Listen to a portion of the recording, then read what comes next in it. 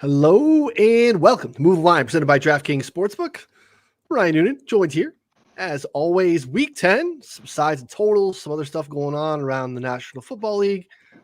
Joined by my friend Connor Allen. What's going on, buddy? Yeah, not a whole lot. Still alive after the election night. Had to go through my Twitter feed and basically mark every political thing as not interested anymore because my For You feed is just an absolute disaster right now. I want none of that. I want all sports back in my life. But overall, season's going well. Up 20 units this season, coming off another strong week. So, happy to be here. How much time do you spend in the For You feed? Is that like your default, or do you occasionally go over there and check it out? Yeah, I kind of like the For You feed now because my following feed picks up everything, and I don't realize how much I really don't like a lot of people that I'm following until I'm in the following feed, because there's like a lot of like some guy will retweet like 7 things and that appears on my feed for a couple of scrolls. I'm like, all right, this get this guy out of here. I don't care about your 4th retweet of whatever you're doing. So yeah, I don't know. It's getting better, I think. The For You feed, I mean, again, it just picks up on what you're interested in. And at the time I was interested in politics. So yeah, it's interesting. Yeah. I mean, it used to be such a big no-no to actually retweet your own things. Oh yeah. And now it's just common, especially if you're in the content space, it's almost like you should probably be doing it. But then there's a time where it's look at you. You thought what you said was so great that everyone needed to see it twice. But yeah, conversation for another day. Easy to get lost and off topic today. Excited for our guest today here for Week 10. We are bringing on one of our guys in-house, our guy who has just decided to, like our boy previously, Sharp Clark, run headfirst into the sharpest market out there, sides and totals in the NFL side.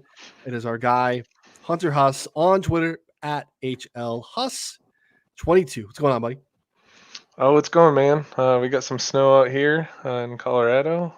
Doing the 4-for-4 thing now. That's definitely been an adjustment on my end. It takes a lot of getting used to. I know in order to set things up initially, I've been doing the same base model for a few years now, and I went through and I have individual player grades on everyone, and they matter to a spread in a certain way. But going through and doing the 4-for-4 thing, I haven't actually had to go through and review why each player matters in a couple of years now. I just know I can plug a player in, do injury updates, put in my player grade, boom, it spits out a number.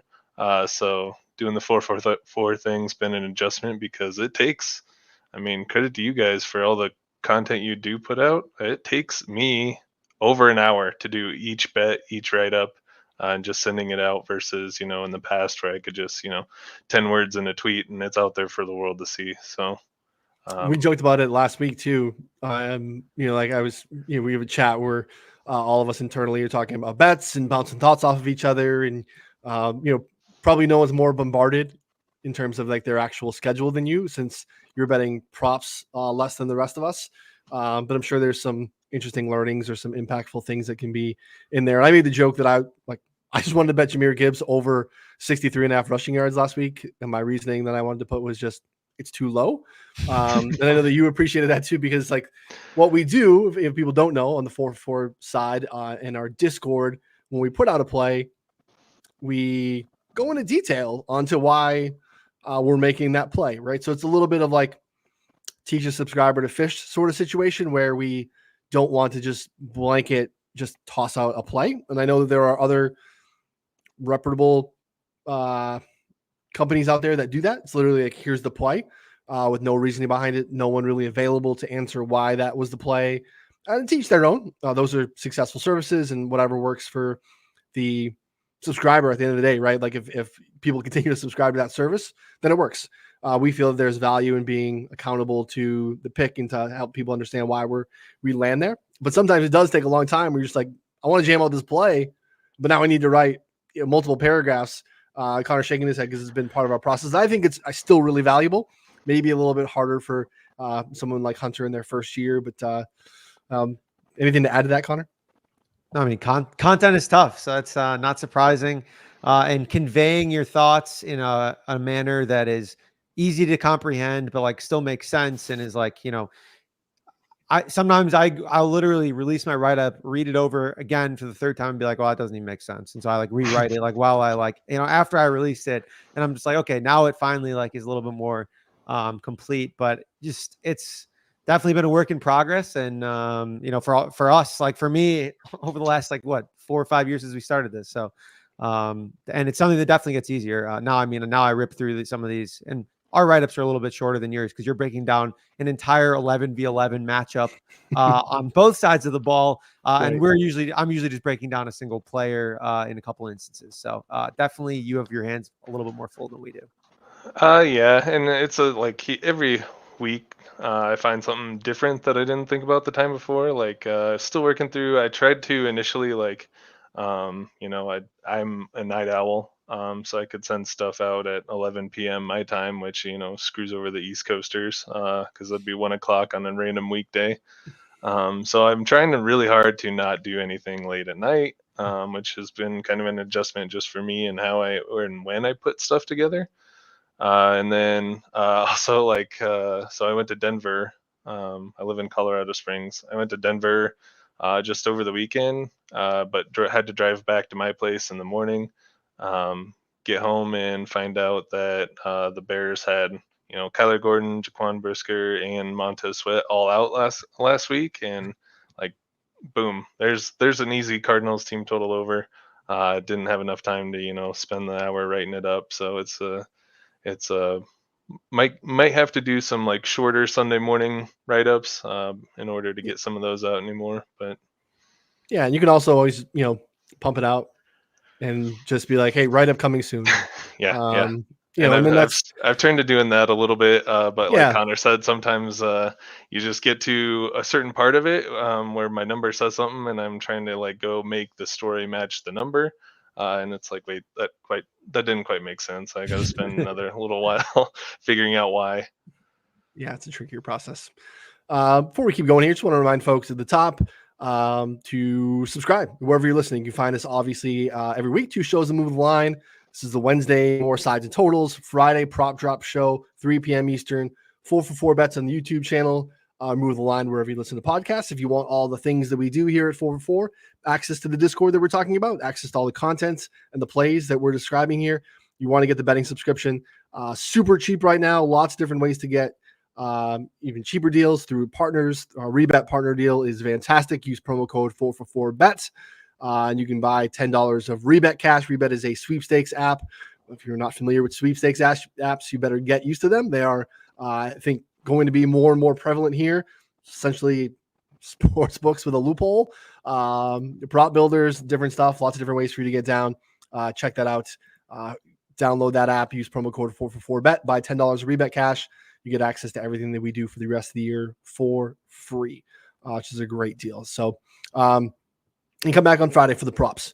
So, Hunter, tell us a little bit about how things have changed, obviously, but give us a little bit of insight into your process there. I know you're talking about giving player grades, but basically kind of how you've evolved in your time handicapping, how long you've been handicapping. Just kind of give us a little bit of a peek behind the curtain here. Yeah, no problem. So I started doing this a few years ago. I think I initially made my model 5 years ago, but wasn't tweeting anything then.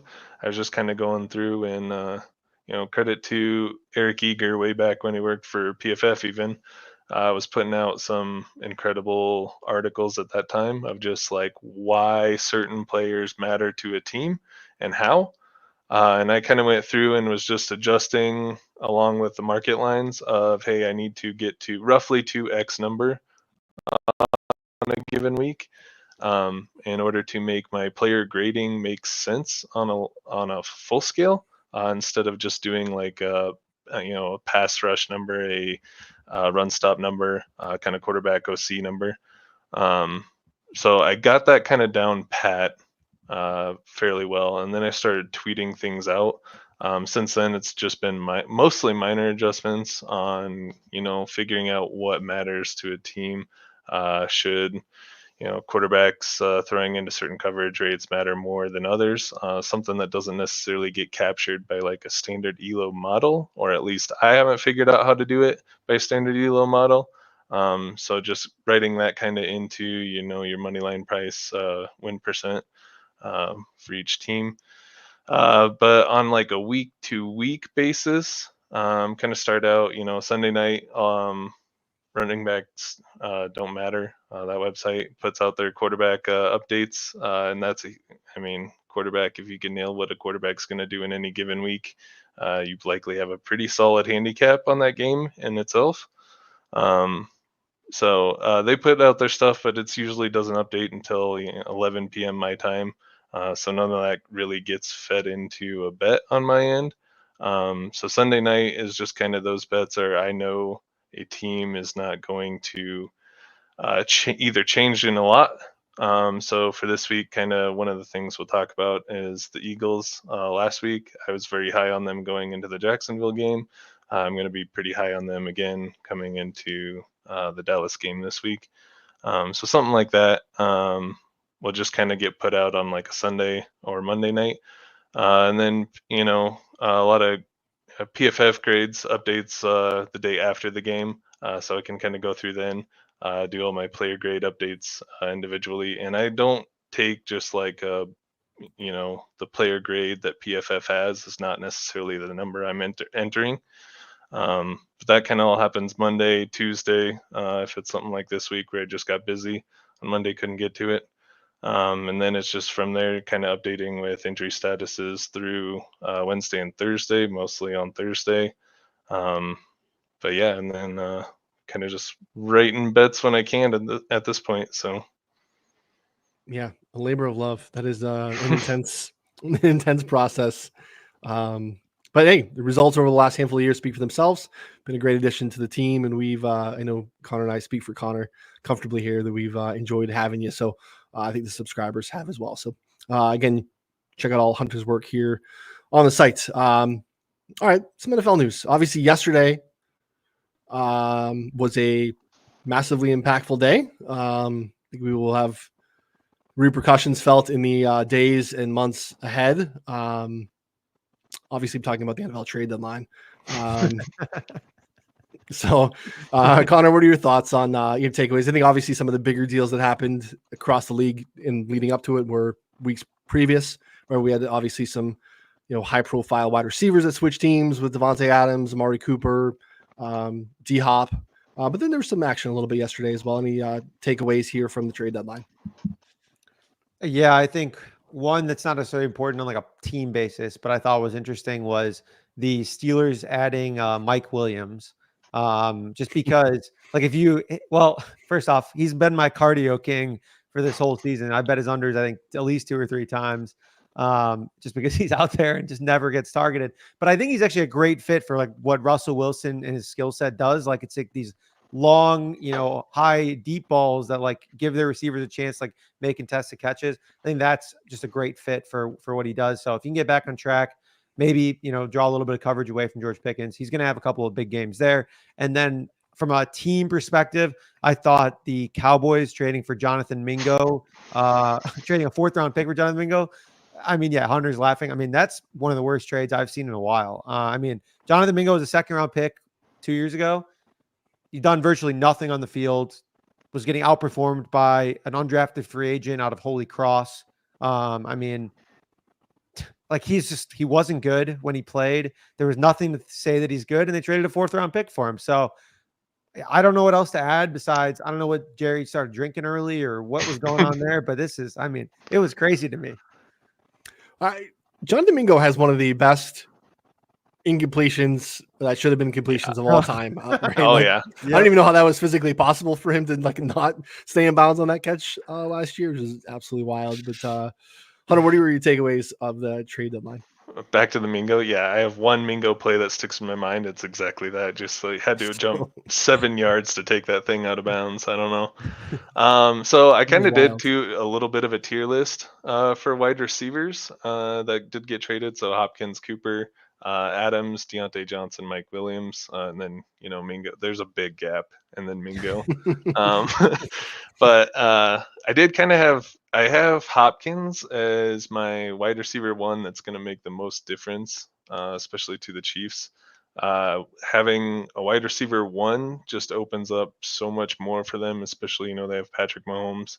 But that makes enough of a difference between like Amari Cooper, like they have Khalil Shakir, can be a wide receiver 1. I know he kind of works out of the slot and isn't like a prototypical wide receiver 1 build, but he is good in that role.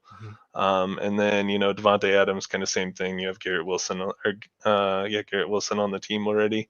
You kind of already have an established wide receiver 1 there. And also, are we sure Jets are making the playoffs this year? I don't know, but they got their guy. Deontay Johnson is kind of like a tier, maybe 2 tiers even below that. And just that he got traded to the Ravens, is going to play kind of third fiddle.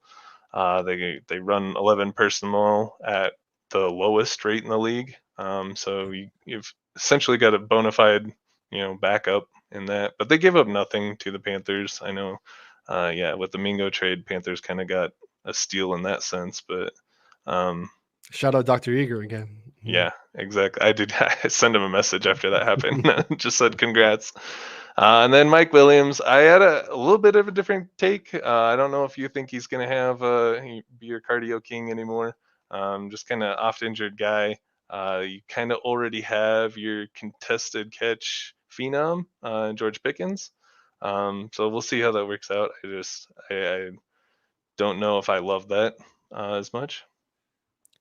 I would love to get like some receptions unders on him. I mean, it depends on yards too. I mean, we'll see, but like, I don't know. Like, if you ever give me like a 2.5 reception number on Mike Williams, that's like an auto bet under, no matter the matchup. 1.5 obviously is a little bit trickier, but we'll see. I don't know. I mean, we'll see what happens there. I thought the Deontay thing that you brought up was interesting because I kind of assume that he's going to just play over Rashad Bateman at some point. But I don't think that you think that. Is that true? You think he's going to play behind Bateman? Or I know they're different, obviously, but like I think Bateman just sucks. Like I don't know, he just hasn't played well. So he might just suck, but he's kind of been. He's been good this year. When Lamar Jackson can extend the play, like Rashad Bateman's the dude, 25 yards downfield that's wide open somehow. Yeah. So Deontay will be a much better receiver, just like in a actual like scheme up this play for your guy Deontay.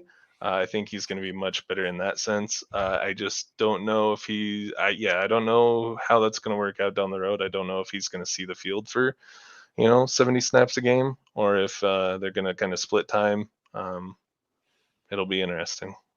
Yeah, definitely interested to see that rotation, that and the Keaton, Mitchell, Justice Hill, Derrick Henry rotation upcoming too on the team there, because I think they'll probably use Keaton a little bit. I'm assuming that'll lead into Justice Hill, but they seem to really like Justice Hill too. So I don't know. Well, I'm excited to see kind of how that team shakes out there. Sorry, a little tangent on the Ravens, but definitely sparked some interest for me.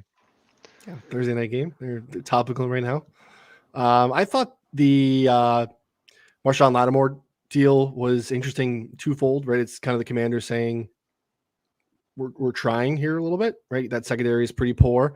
They were basically punted at this time last year, right? They traded Chase Young and Montez Sweat, and then this year they kind of jump back into the fray, which I think was interesting. And then obviously we have the every year, how can the Saints keep getting away with this? The salary cap's not real situation where they just have all this dead money that rolls over, and it seems like maybe they're willing to reset maybe a little bit here and change some stuff. I'll be interested to see if that continues, but at some point this franchise has to stop and go, okay, the pool of what we can actually spend every year is shrinking.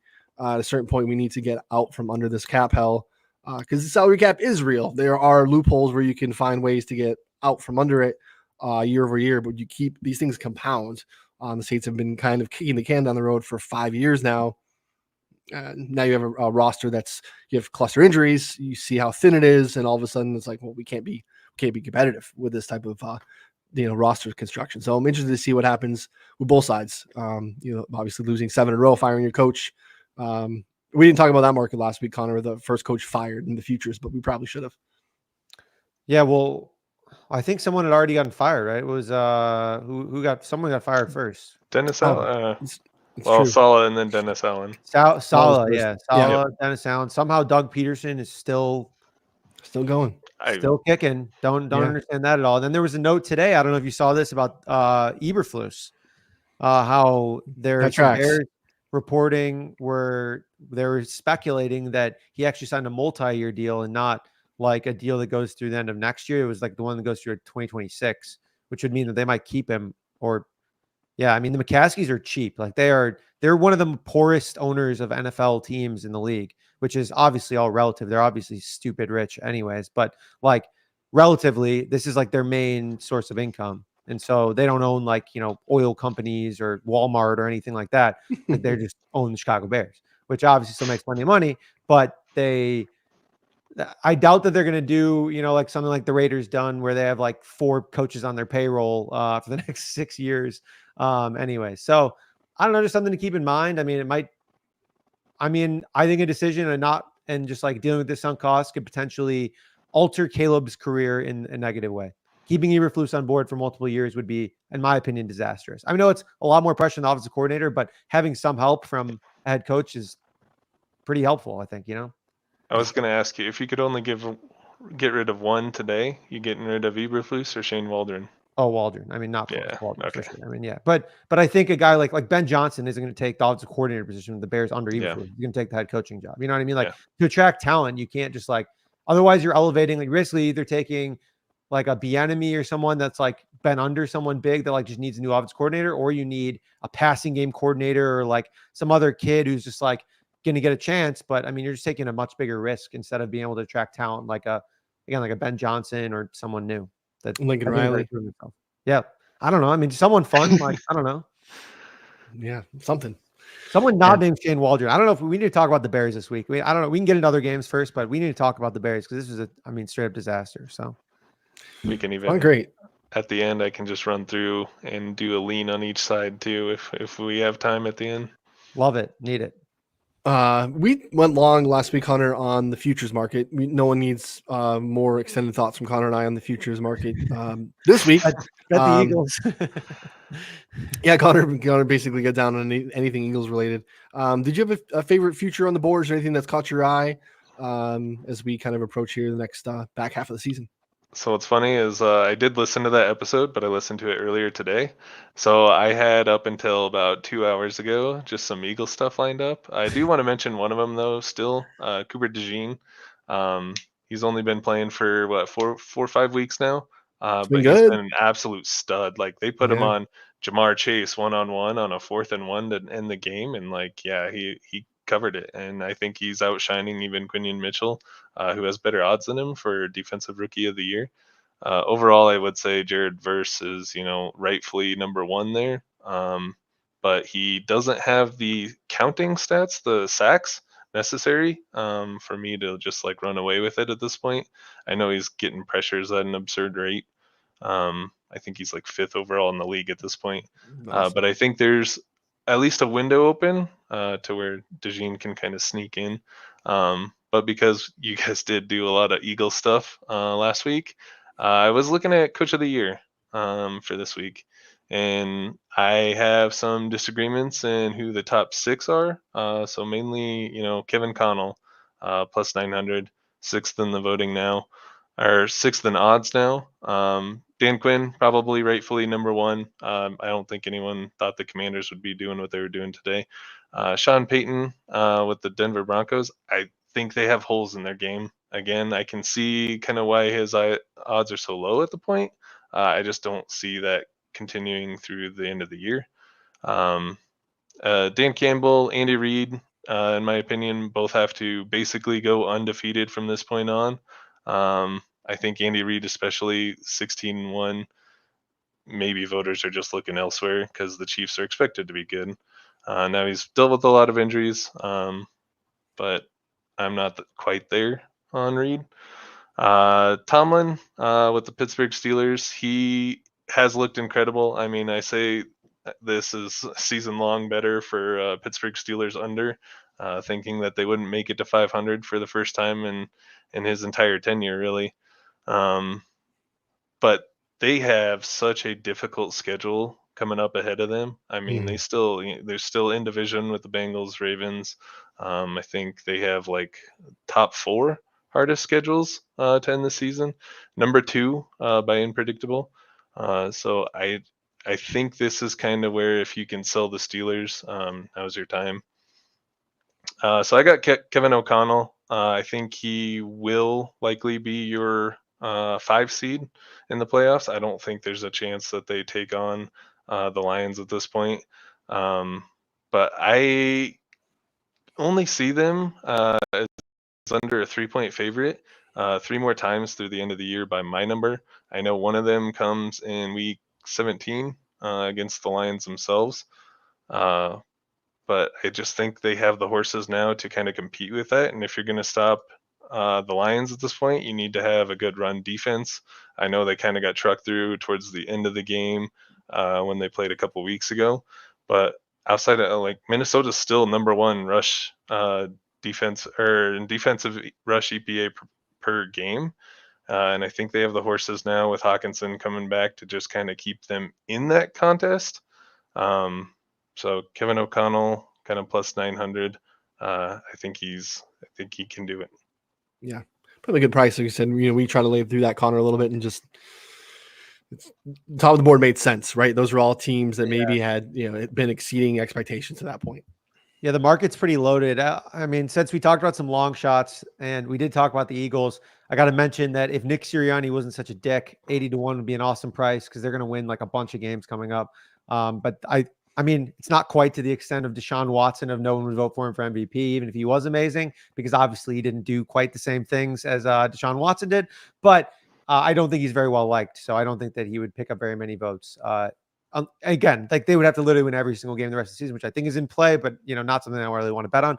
Further down the board, if for some reason you do think that the Jets make a run, Jeff Ulbrich at 100-1 is not crazy. If you think they make a run, we got on deck Cardinals, Colts, Seahawks, Dolphins, Jags, Rams, Bills, and then Dolphins. I mean, they just lost to the Patriots. They look like absolute trash for most of the season. But again, like it's 100-1. Like, it's like, do they win 8 out of those 9 games at 100-1 or whatever amount they have left? Like, I don't know. Don't think it's the craziest thing in the world. Make a run. We know that these awards are like so recency bias. So like literally, I mean, Joe Flacco, I don't even think he made his first start yet last season. I mean, it was like right around now, right? Literally, this is like, so I would just say if anyone betting the market here, we got some questions on our Discord about like betting, Dan Quinn at 2-1. He's obviously the favorite for a reason. They're crushing. But I'm not betting that right now. I just think that there's other better ways to play it. And I'm still going to keep sprinkling long shots. And I think the Kevin O'Connell look that Hunter brought up was great too, especially if the Vikings are able to win the division if possible. So I don't know. A couple of interesting looks, I think, outside of Dan Quinn. Yeah, I like that call. It makes sense a little further down the board relative to some of the other guys at the top.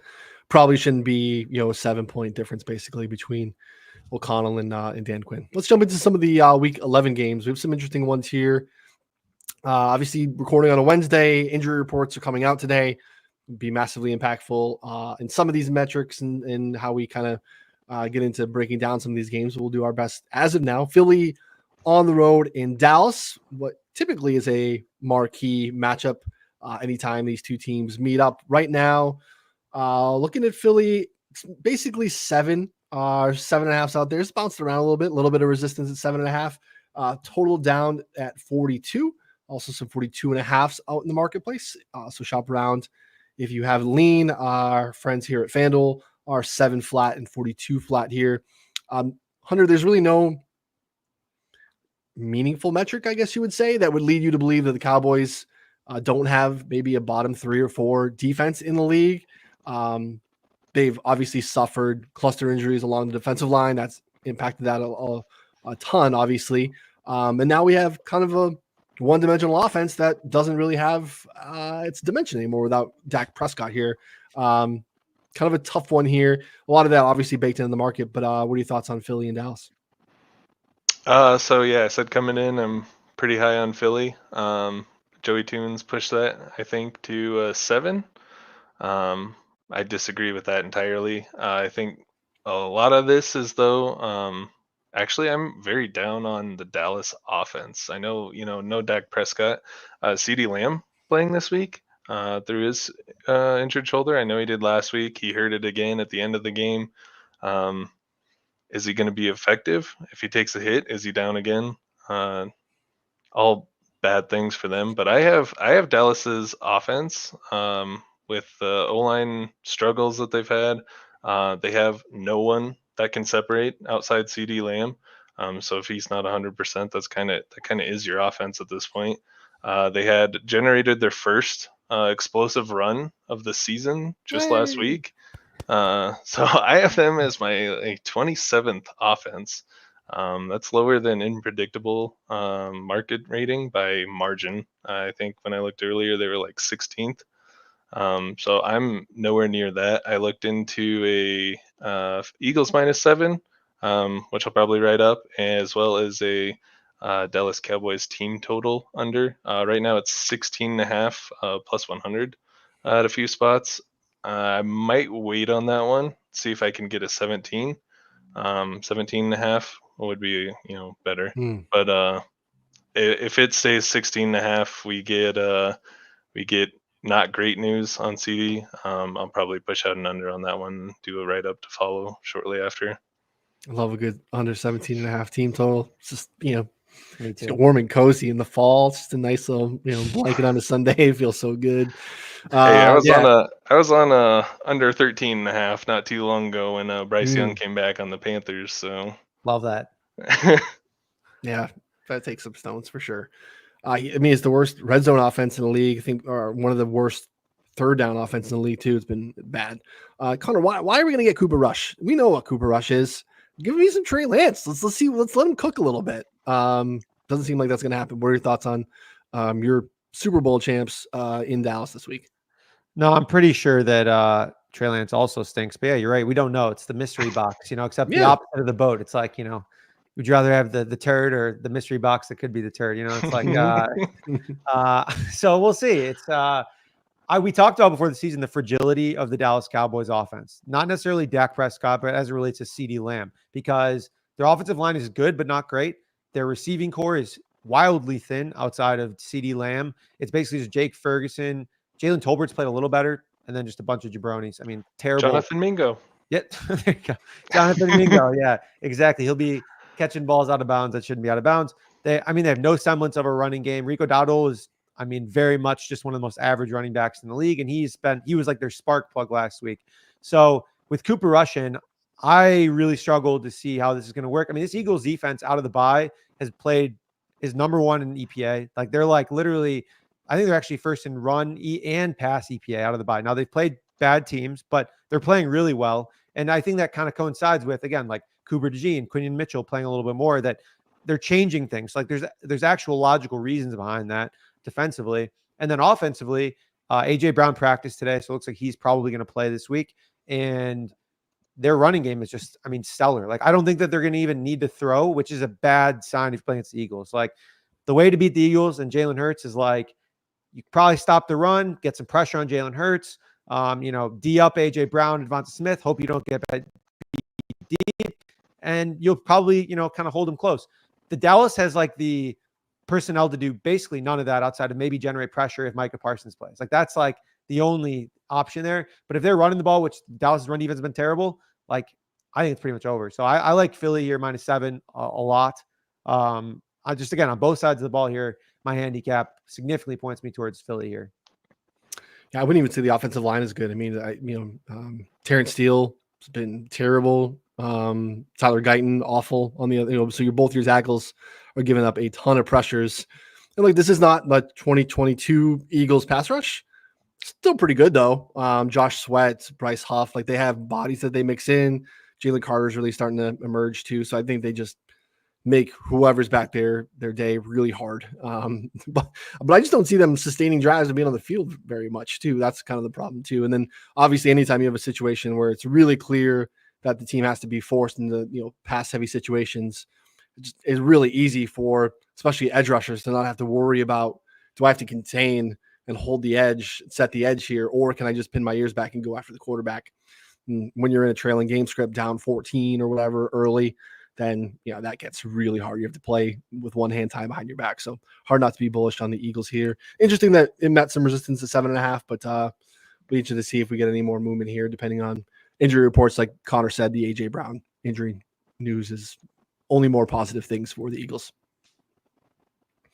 All right, next one. Detroit on the road in Houston. Detroit 3.5 across the board.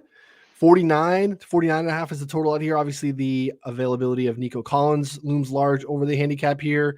And also Joe Mixon, Connor. I mean, Mixon's been an integral part of this offense all season long. Has been explosive a lot, which is weird. It's not really his MO the last couple of years in Cincinnati. 100 plus rushing yards in 4 straight games since returning to the lineup. Has not been how teams have beat or had success moving the football against Detroit. What are your thoughts? Let you get started on handicapping this one. Yeah, no, this is an interesting one because I think a lot of it depends on Nico, Will Anderson. I mean, the birds are chirping that neither of them are going to play despite Nico being healthy, which I think is kind of an interesting move here, specifically. But I kind of like the Lions here. I mean, as partially a reason to that. I mean, we've seen CJ Stroud now without Stephon Diggs, without Nico Collins. Like Tank Dell hasn't really played all that well all season. And then you're trotting out guys like Xavier Hutchinson, John Mechie, guys again who are wide receiver 5s in most offenses. So when those are your other pass catchers here against the Lions team that's played better in some ways. I think, the loss of Hutchinson, we were pretty worried about, I think, initially. And while that obviously matters, if they're not able to get pressure, they've kind of been combating that by changing up their scheming a little bit, which, you can touch on a little bit more. But I think that's matters. They didn't just sit back and do the same thing that they were doing, which, plenty of teams do. They kind of adjusted, blitzed more and played more man, I believe, if that's correct. So, yeah, I think their offense, I don't know if the Lions offense is going to have incredible success, but I think that it's enough to cover or to play and cover the gap here at 3.5. Obviously would love a 3. I mean, we're seeing 3.5 minus 105 at FanDuel. So, and it was at 3 at one point. So it's possible again, especially with some positive Nico news, but I don't know. I'm curious to hear, Hunter, your thoughts on anything. I'm kind of with you on the side. I am with you on the side. I'm actually this is one of my most far off lines to date in the Lions' favor. I do have Nico as not going to be 100%, and I kind of only have 50% there right now. But yeah, even with him in, I do think they're going to struggle, especially because Nico plays a lot of downfield type play, and the Lions have Kirby Joseph, Brian Branch back there, who have been actually elite by PFF standards. Elite. I think they're probably at the top of their market rating at this point. But yeah, I think the key to essentially shutting down the Lions is stopping the run. Kind of going back to the Kevin O'Connell, the only team that's been remotely even close was the Vikings to having a shot at really shutting that down. I don't think the Texans are going to do that, especially if Will Anderson can't go this week. They've kind of had a banged up linebacker core. I just think the Lions can have Jared Goff do the bare minimum and still be fine in this matchup. Yeah, go ahead. Goff loves to work over the middle of fields, and there's still cluster injuries in the interior of this Texans defense too, which I don't think will be there all season long. But in terms of where Goff can cook, linebacker room's beat up, still some injuries at safety, backups there as well. So I'm interested to see how that injury report kind of plays itself out too. Look, the Lions, Connor highlighted it. They're scheming up differently in terms of how they're trying to generate pressure. I think the Zadarius Smith acquisition was a nice one, bring him back into the division. There's some revenge in the division. He played for the Packers, played for the Vikings. I don't think he liked how either of those situations ended. Got himself cooking a little bit the last couple of weeks in Cleveland, so I think that's a nice one. Elam McNeil has been playing awesome football in the interior of the Detroit line as well, and that's really where you get pressure against CJ Stroud. He's taken a ton of pressure this year. It's almost all off of the right guard. Kenyon Green has been awful. He's now on IR, I think. So Kenyon Green's backup. I think his last name is Green as well. It's not great. But I think they're going to still be able to find ways to generate pressure, blitz straight up the face at CJ Stroud in this matchup, and probably makes it for a long day, especially without Nico. So bullish on them long term, but until they're healthy, it's trouble. What do you think about this total? I feel like 49.5 is pretty rich. I I mean, I don't know, just like, especially if we don't think Nico's going to play. There was like some weird, I mean, the report that came out today was like, hey, he's healthy, but still wondering if he's going to be activated. And I was like, well, if he's healthy, then like, what are we doing here? Passed all So the hamstring tests, but probably isn't going to practice. yeah. So I don't know what that means. But it seemed like to me that last sentence was a pretty big asterisk on his playing status for this week. And again, like we've seen this Texans offense, not really play particularly well without some of their receivers here. So I don't know. Well, I think the 49.5 is pretty rich again, because like I think the Lions obviously will be fine, but I'm not expecting like a boom week necessarily from them here. I don't see them putting like 30, 35 plus on the Texans. I mean, it's possible, obviously, it's the Lions, but that's the problem. They run like 40 plays and they scored 45 points. Like, what happened? They were just so incredibly efficient. You're probably right though. It's definitely under or nothing. Like I wouldn't want to be chasing necessarily a game total over here, but they're scary. It's probably a scary bet. Yeah, I don't watch. It's a bet. Come down to 47, maybe even low. If Nico actually is inactive, it's probably going to be below 47 even. But even with him active at 80%, 47 is probably the number that this closes towards. That was the Sunday night one. I skipped a earlier matchup that we have going on here: Pittsburgh and the Commanders. We touched on some of these, obviously, in the quick Coach of the Year discussion there briefly. Interesting price right now because we have some 2.5s and we have some 3s. The Commanders' favorite here at home. Total on the right side of, if you're, depending on where your lean is here, 45.5, basically across the market here. Hunter, I'll let you get started with Steelers Commanders. So I think this is an interesting game to handicap overall. I think you have to take a look at what Russell Wilson's done in 2 weeks and make a whole year to date on him. Because I don't think if you take 2022 and 2023, either one of those, you're just not going to be betting on the Steelers in this spot. I'm kind of somewhere in the middle. He's done some nice things. I think Tomlin's actually given him, or the Steelers are actually giving him a scheme that he can play well in. I just don't know if I'm fully sold on Russell Wilson, but even with like a half to 2024 rating, I'm still short on this. So I kind of wanted to just talk about this one out loud with you guys, and that the Commanders have taken some money here early in the week. Pushed it out to 3. I have it as -2 on the Steelers, with just kind of half rating or half of 2024 Russell Wilson there. So I'm curious what you guys think about the side. And then I do show a little bit of value to the over here, and going halfway there. It looks like the market hasn't done that yet. So I do think 45.5 is probably a little low here. As both teams, I think, can move the ball, especially on the Commander side. They can kind of mitigate what the Steelers are going to do on the defensive front. I know Jaden Daniels is great at avoiding the rush this year so far in 2024. He's looked good. Cliff, when they do throw, are throwing, screen passes, short passes, underneath stuff. I think that'll ultimately be effective against the Steelers pass rush, because outside the front four there, I think they're a little bit overrated in the back end. I agree with that. What do you got, Connor? What are your thoughts? Yeah, I go back and forth because we saw the Commanders face like their toughest defense, which is the Bears, and they moved the ball well. They just never punched anything in. I would say the Steelers are significantly closer to the Bears than any other defense that the Commanders have played basically this season for the most part. So I think that they're going to have, milder success offensively. Steelers offense, I think it depends on what Commanders defense we're going to get here. They played a couple of games really well. I don't know if they are good or even average, but they've been playing a little bit better. Again, their season-long metrics look really bad. They're like 25th and 26th in success rate, rushing and dropback success rate.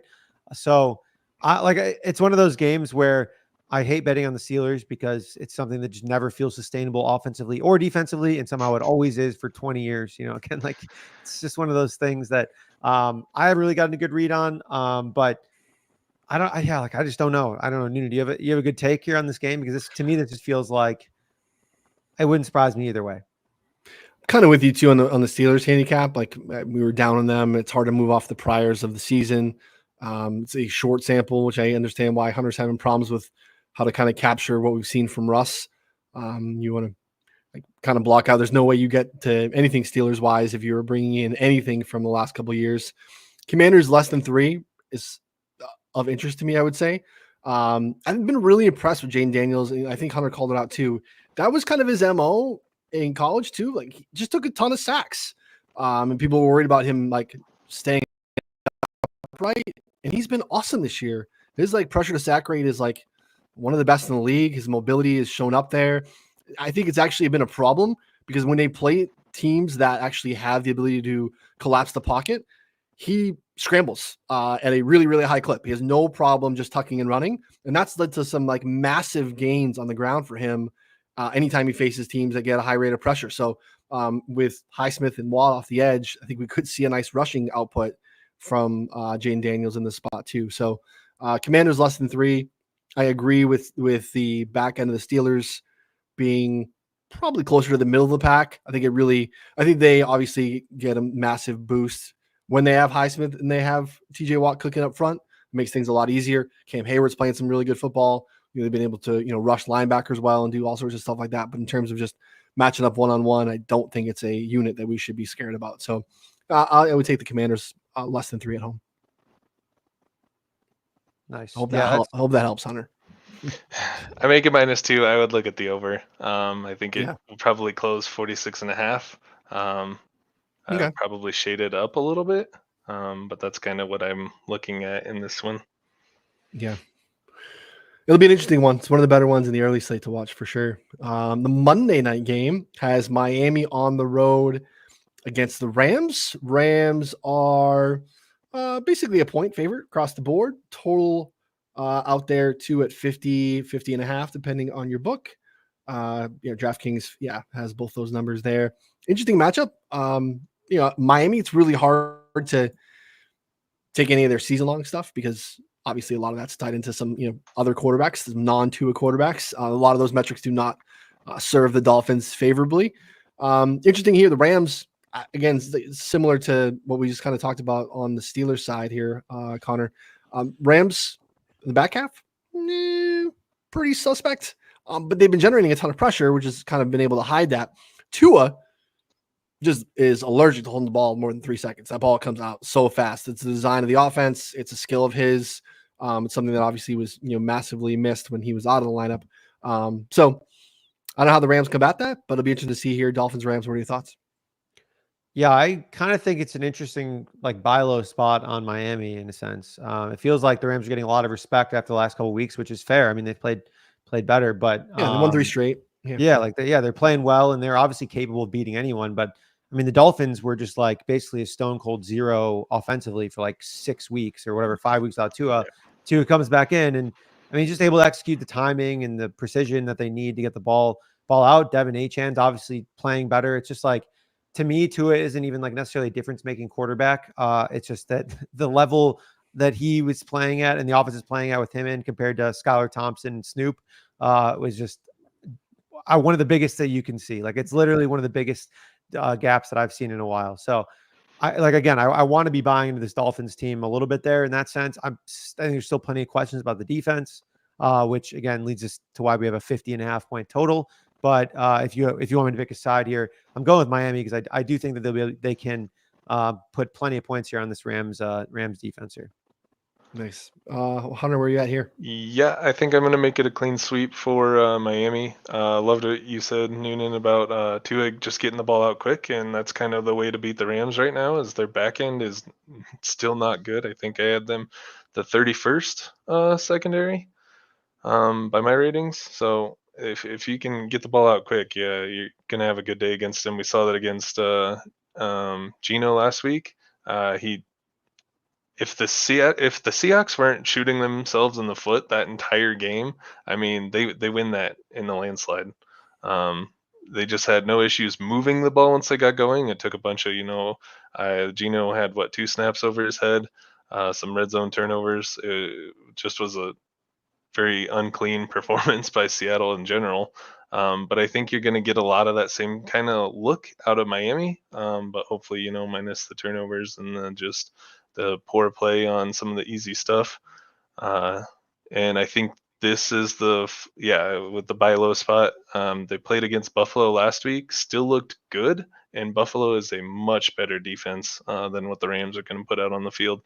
Kind of the same thing. The front line can get pressure pretty quick, but they mitigated that.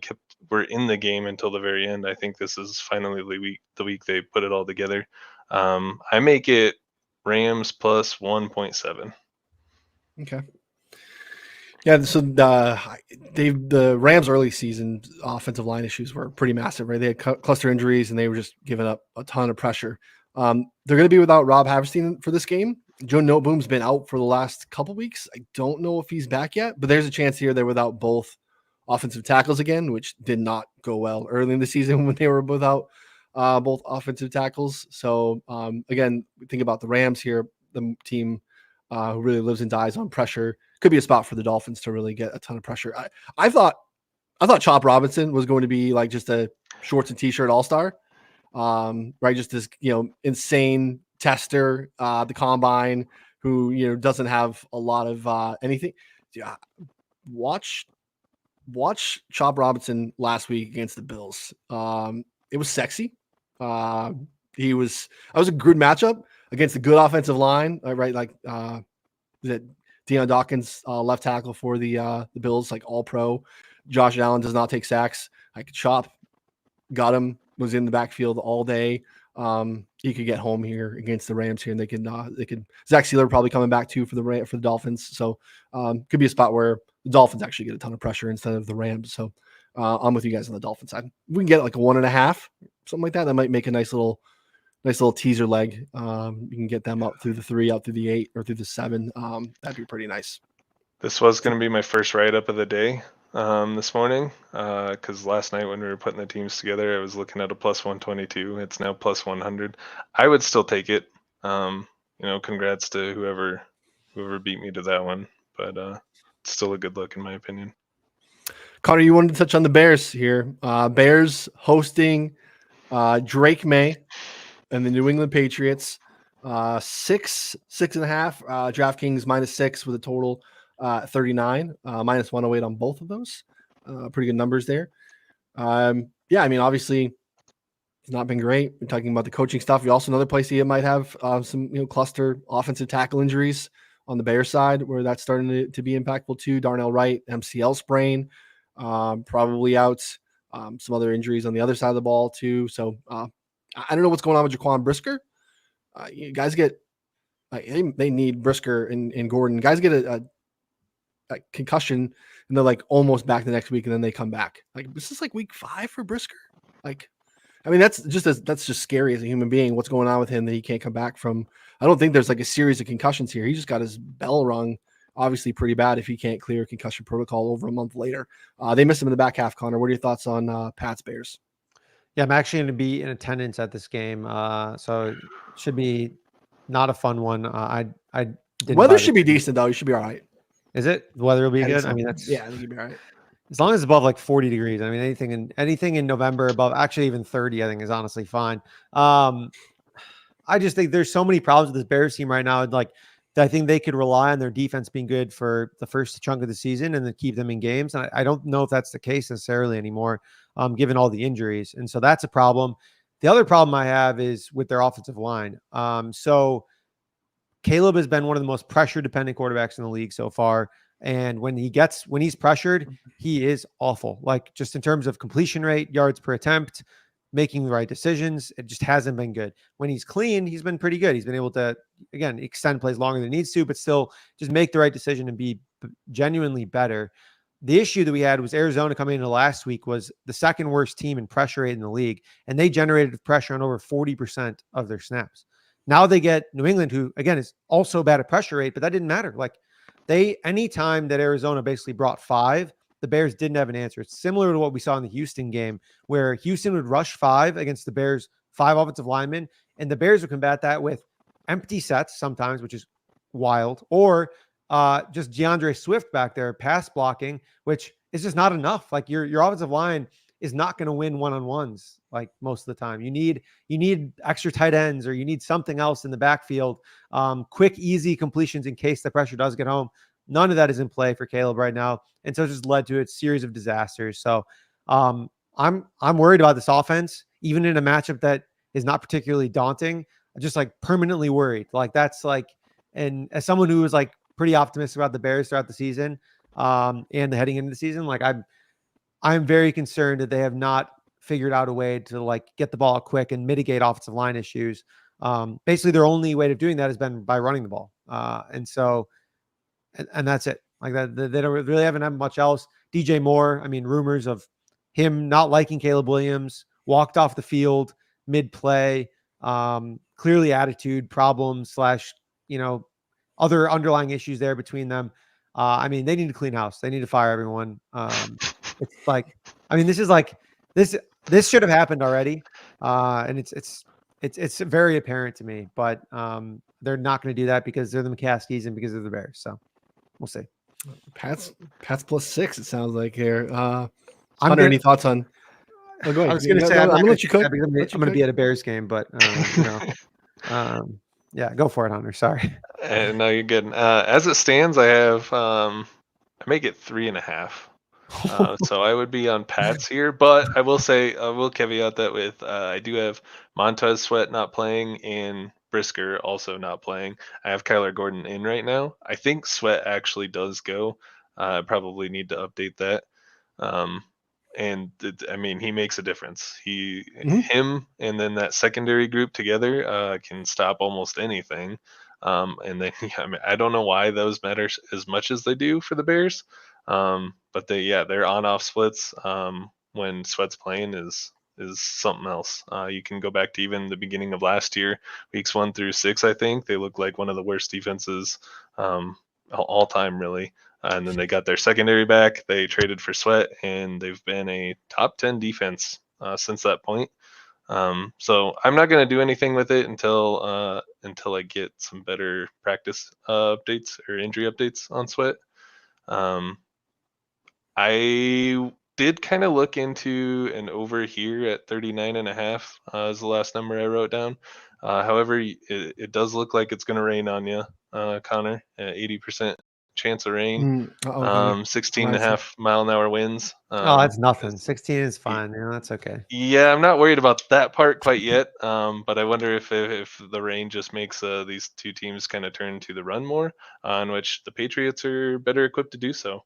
And they're roughly, I think they're 2 teams apart in their defensive rush EPA per play. So if it turns out to be a downpour, that's maybe one later in the week that I would actually be on the Pats for.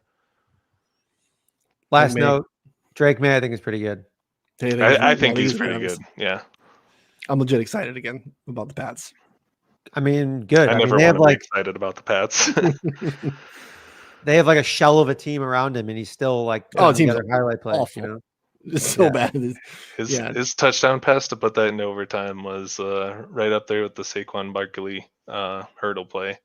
That was just incredible. Yeah, mobile, making plays. Out of structure, outside the pocket, with his legs and his arm. He's young. I'm excited about it. Again, throwing to absolute XFL receivers, which is not super fair, but behind a backup CFL offensive line, it's not great, but still, if you do it in this, it's encouraging to build on for sure. So Hunter, you're the man. Appreciate you finding time to join us. I know you're a busy guy. Appreciate a little bit of insight into the process. Remind folks, like, you have a promo code, right? Do you have a promo code?